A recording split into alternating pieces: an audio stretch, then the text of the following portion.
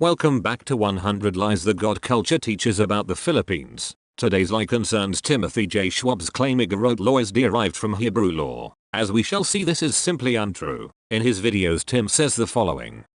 Well, the Igorot people who live in Ifugao and surrounding areas are a mystery. Igorot is a Hebrew word meaning letters. We do not know a certain application for this meaning in this case, but their language has been likened to that of Hebrew and even their law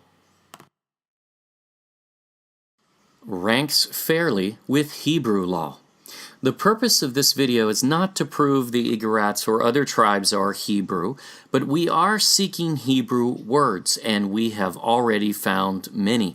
It is interesting that Tim says Igorot is a Hebrew word and Igorot language and law have Hebrew similarities, but then says he is not trying to prove that Igorots are Hebrew, and that is the implication of what he has said. Let's deal with the etymology of the word Igorot first. It is not true Igorot is a Hebrew word. The word is actually Igoroth. BiblaHub says it can also be transliterated as Igorot. But so what? Tim's reasoning is because the words sound similar, or can be made to sound similar. They are the same word. Why would these people be called the letter or epistle tribe? That does not make any sense. The word Igorot actually means mountain people and applies to a number of tribal people. There is no singular Igorot people. In the Bontoc Igorot published in 1904, Albert Ernst Jenks writes, "In several languages of northern Luzon, the word Igorot means mountain people." It makes a whole lot more sense that people living in the mountains would be called mountain people rather than letter or epistle people. Some Igorot peoples do not even call themselves Igorots. The Ifugao tribe rejects that name.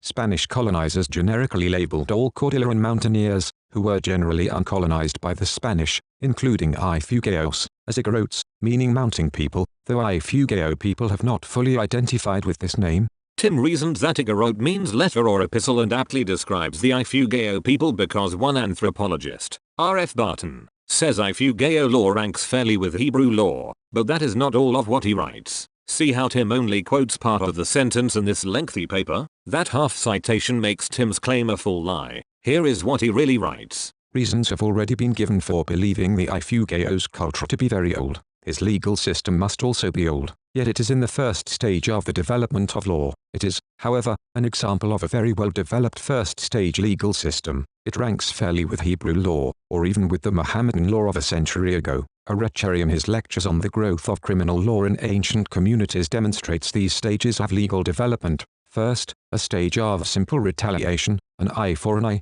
a tooth for a tooth, a life for a life. Second, a stage in which vengeance may be bought off either by the individual who has inflicted the injury or by his tribe. Third, a stage in which the tribe or its chiefs or elders intervene to fix penalty, payments and to pronounce sentence of outlawry on those who refuse to pay proper fines. Fourth, a stage in which offences come to be clearly recognized as crimes against the peace and welfare of the king of the state. No Ifugao would dream of taking a payment for the deliberate or intentional murder of a kinsman. He would be universally condemned if he did so. However, he would usually accept a payment for an accidental taking of life. There is still, however, an element of doubt as to whether even in such a case payment would be accepted. For nearly all other offences, payments are accepted in extenuation. Ifugao law, then, may be said to be in the latter part of the first stage of legal development.